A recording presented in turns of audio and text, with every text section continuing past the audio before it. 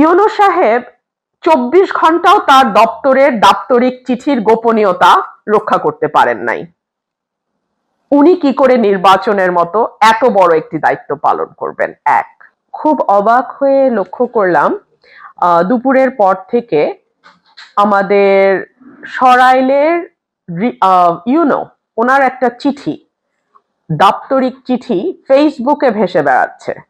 সন্ধ্যা নাগাদ এই চিঠিটি বিভিন্ন পত্রিকা তাদের অনলাইন যে পোর্টালগুলো আছে সেই পোর্টালে ছাপিয়েছে। দেখি ইউনূস সাহেব সেই চিঠিতে কি লিখেছেন। উনি লিখেছেন, উপর্যুক্ত বিষয়ের আলোকে সদয় অবগতি ও প্রয়োজনীয় ব্যবস্থা গ্রহণের নিমিত্তে জানানো যাচ্ছে যে অদ্য 17/1/2026 ইংরেজি তারিখ সরাইল উপজেলার নোয়াগাঁও ইউনিয়নের ইসলামাবাদ নামক স্থানে ত্রয়োদশ জাতীয় সংসদ নির্বাচন ২৪৪ ব্রাহ্মণবাড়িয়া ২ আসনের স্বতন্ত্র প্রার্থী জনাব রুমিন ফারহানা বিশাল প্যান্ডেলে জনসমাবেশ আয়োজন করে নির্বাচনী প্রচারণা করেন, যা নির্বাচন আচরণ বিধিমালা ২০২৫-এর ১৮ ধারার লঙ্ঘন। তাৎক্ষণিকভাবে এই সমাবেশ ভেঙে দেয়া হয় এবং উক্ত অপরাধের জন্য জুয়েল মিয়া নামক এক ব্যক্তিকে ৪০,০০০ টাকা অর্থদণ্ড প্রদান করা হয়। মোবাইল কোর্ট পরিচালনা করেন জনাব শাহরিয়ার হাসান খান, সহকারী কমিশনার ও বিজ্ঞ এক্সিকিউটিভ ম্যাজিস্ট্রেট, জেলা প্রশাসকের কার্যালয়, ব্রাহ্মণবাড়িয়া। উল্লেখ্য যে এ সময় স্বতন্ত্র প্রার্থী জনাব রুমিন ফারহানা বিজ্ঞ এক্সিকিউটিভ ম্যাজিস্ট্রেটকে আক্রমণাত্মকভাবে বারবার বৃদ্ধাঙ্গুলি প্রদর্শন ও আঙ্গুল উঁচিয়ে বিভিন্ন রকম হুমকি ধামকি প্রদর্শন করেন। তিনি আক্রমণাত্মকভাবে ইংরেজিতে ওয়ার্নিং দিয়ে বলতে থাকেন, "This is the last time I'm warning you. I will not listen to this. আপনি পারলে থামায় দেন, আজকে ভদ্রতা দেখাচ্ছি, নেক্সট টাইম কিন্তু এই ভদ্রতা করব না। আপনাদেরকে এইরকম দেখায় আক্রমণাত্মকভাবে বৃদ্ধাঙ্গুলি দেখান, খোঁজ নেন। প্রশাসনে বসে আছেন, খোঁজ নেন। তার সাথে থাকা জনৈক ব্যক্তি বৃদ্ধাঙ্গুলি দেখিয়ে বলেন, বুইড়া আঙ্গুল দেখায়, আপনারা কিচ্ছু করতে পারেন না।" এক পর্যায়ে তিনি ও তার সাথে থাকা ওই ব্যক্তি উপস্থিত জনতাকে দেখিয়ে হুমকি প্রদান করতে থাকেন এবং জনগণকে খেপিয়ে তুলে মব সৃষ্টি করেন এবং বলতে থাকেন, "আজকে আমি আঙুল তুলে বলে গেলাম, আমার এই মানুষ এইখান থেকে বাইর হতে পারবেন না।"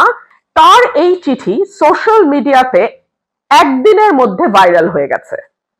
শুধু সোশ্যাল মিডিয়া না, গণমাধ্যমগুলো, আঞ্চলিক যে গণমাধ্যমগুলো আছে আমার ব্রাহ্মণবাড়িয়ায়, বিশেষ করে সরাইল আশুগঞ্জ বেসড যে গণমাধ্যম, তারাও এই চিঠিটিকে নিয়ে নিউজ করছেন। ইউনূস সাহেব ২৪ ঘন্টাও তার দপ্তরের দাপ্তরিক চিঠির গোপনীয়তা রক্ষা করতে পারেন নাই। উনি কি করে নির্বাচনের মতো এত বড় একটি দায়িত্ব পালন করবেন? এক। দুই হচ্ছে, আমি গত ১৩ জানুয়ারি ২০২৬ অর্থাৎ আজকে থেকে ৬ দিন আগে আমি আচরণবিধি লঙ্ঘনের বেশ কিছু অভিযোগ ইউনো অফিসে দিয়েছিলাম। জেলা রিটার্নিং কর্মকর্তা ডিসি অফিসে দিয়েছিলাম। এখনো কিন্তু আমি তার কোনো আপডেট পাইনি।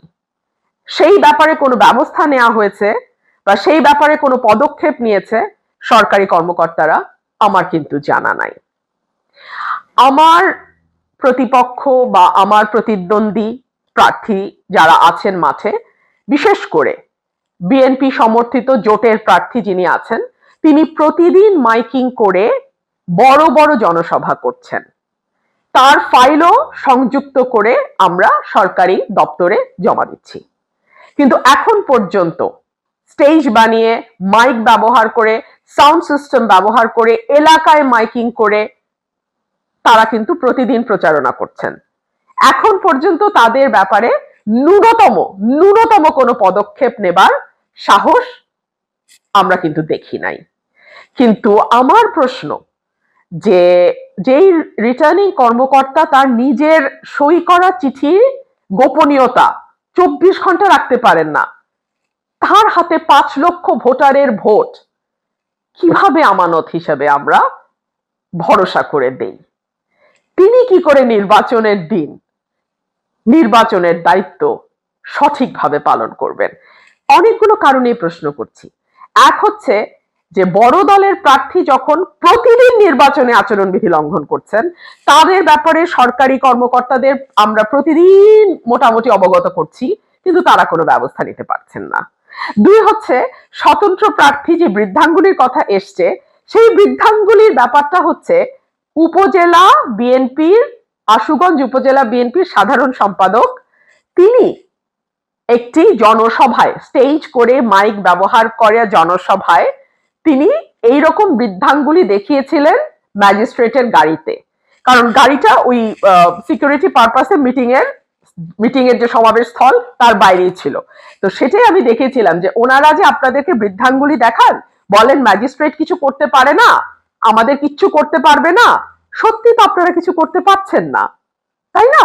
এবং আজকে আপনার দপ্তরের চিঠির গোপনীয়তা আপনি 24 ঘন্টাও রক্ষা করতে পারলেন না।